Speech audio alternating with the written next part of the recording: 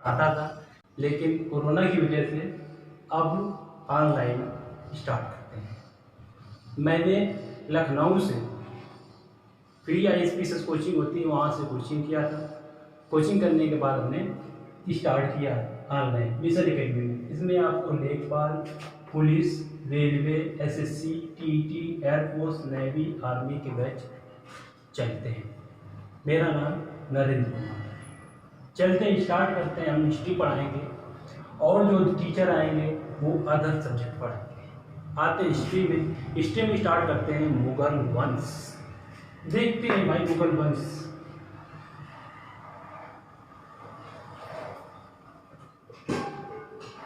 तो मुगल वंश होगा तो इसका कोई संस्थापक होगा, तो इसका संस्थापक था बाबर। इसका संस्थापक है बाबर। तो मुगल वंश कब से कब चलता है? 1526 से 1760। बाबर के पिता माता, तो बाबर के पिता का नाम था मिर्जा उमर शेख। माता का नाम था कुतनुब निगार खानम। जो पिता था ये तैमूर वंशज, तैमूर फैमिली से था, और जो माता थी ये चंगेज वंशज थी। चंगेज वंशज थी, अतः इसीलिए मुगल वंश को तैमूरी, चगताई वंश के नाम से भी जानते हैं। बाबर प्रतिभावान था। कहते हैं कि 13 वर्ष की उम्र में फरगना का शासक बन गया।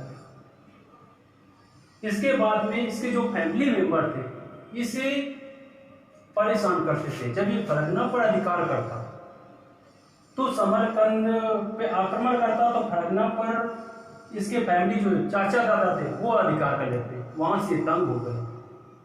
यहाँ पर दिल्ली सल्तनत पे इब्राहिम लोदी का शासन चल रहा था और कुछ विरोधी थे कि जाकर बाबर को बुलाया। बाबर ने इसके पहले भारत पे आक्रमण किया था लेकिन सक्सेस नहीं हुआ था।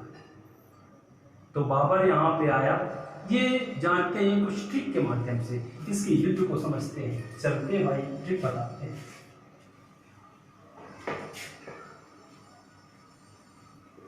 चलते हैं बाबर के युद्ध।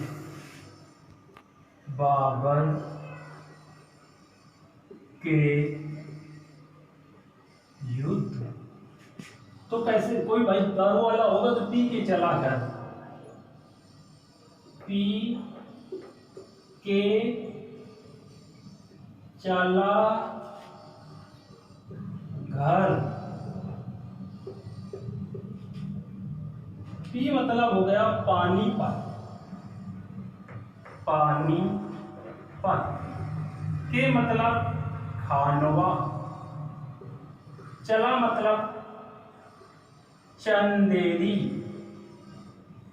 घर मतलब घाघरा। अब इसके सन याद करने बड़े इंपॉर्टेंट अच्छे याद हो जाएंगे। 1526 पहला याद कर लेंगे। 1526, 1527, 1528, 1529 और 1530। आराम बाग आगरा। आगरा में पड़ता, इसको दफनाया गया था। आराम बाग आगरा में पड़ता, वही इसको दफनाया गया था। अब आता है पानीपत का युद्ध किसके बीच में हुआ था? तो इब्राहिम लोदी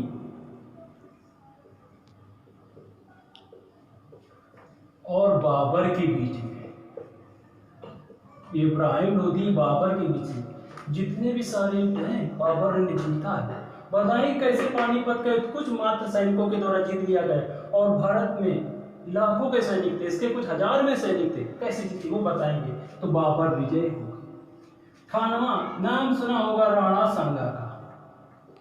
राणा सांगा, राणा सांगा और बाबर के बीच में बाबर जीत गया। इसके बाद चंदेरी, मेदिनी राय, बाबर के बीच में बाबर जीत गया। घाघरा, अफगान,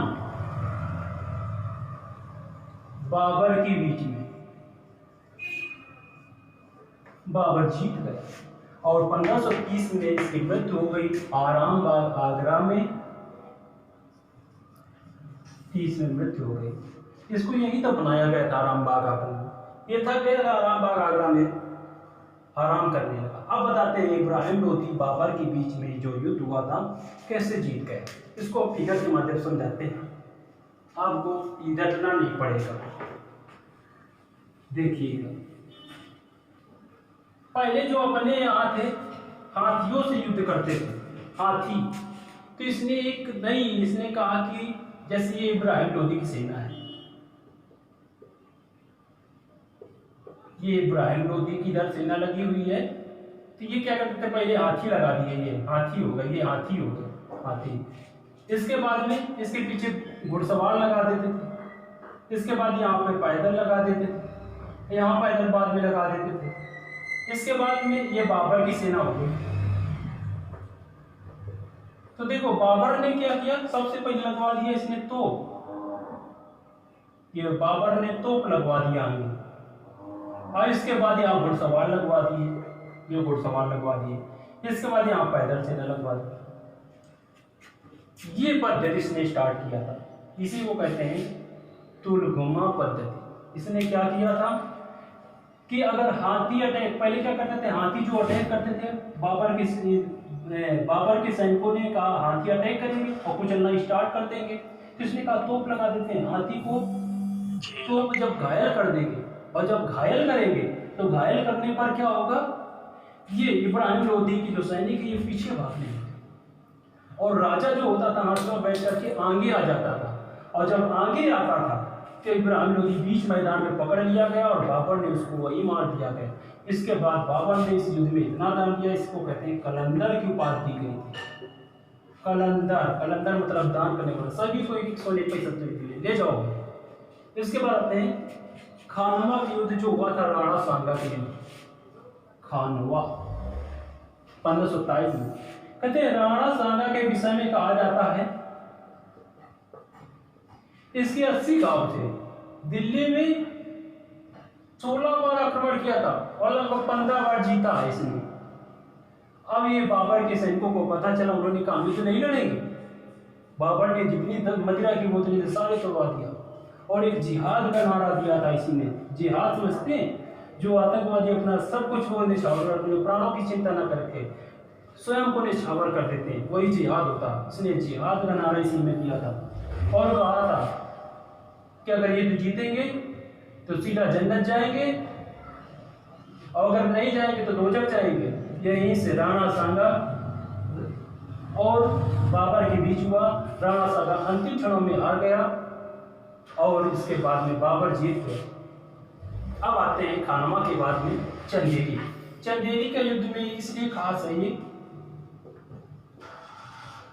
जो चंदेरी का युद्ध था, एक आपने सुना होगा शेर शाह सूरी, शेर शाह सूरी का नाम सुना होगा। एक नॉर्मल सैनिक था, इसी युद्ध में बाबर के साथ लड़ा था। बाबर के साथ लड़ने के बाद में इसने कहा कि मैं मुगल वंश को यहाँ से खदेड़ दूंगा, और इसने ऐसा किया भी। एक सैनिक होते हुए एक राजा बन गया। इसकी कहानी बताएंगे आगे भी। अब आते हैं बाबर के विषय में, चर्चा हो रही थी तो बाबर के विषय में आते हैं, चलते हैं बाबर के विषय में। एक आपने ताजमहल देखा होगा, देखा है ताजमहल? इस ताजमहल की स्टाइल देखी होगी, ये स्टाइल होती है इसको, इस स्टाइल में बना हुआ है। इधर पानी बह रहा है, इधर पानी बह रहा है, इधर पानी बह रहा है, इधर पानी बह रहा है। यही स्टाइल कहलाती है भाई चार बाग शैली। चार बाग शैली क्या होता था, ये पानी बहता था, इधर बाग लगवा देते थे, बाग इधर भाग लगवा दिया, इधर भाग लगवा दिया, तो इस 4 कोनों में बटा हुआ दिखा। इसका जो संस्था ये मतलब स्टार्ट किया था, ये बाबर ने स्टार्ट किया था। इसी को कहते हैं 4 भाग संधि।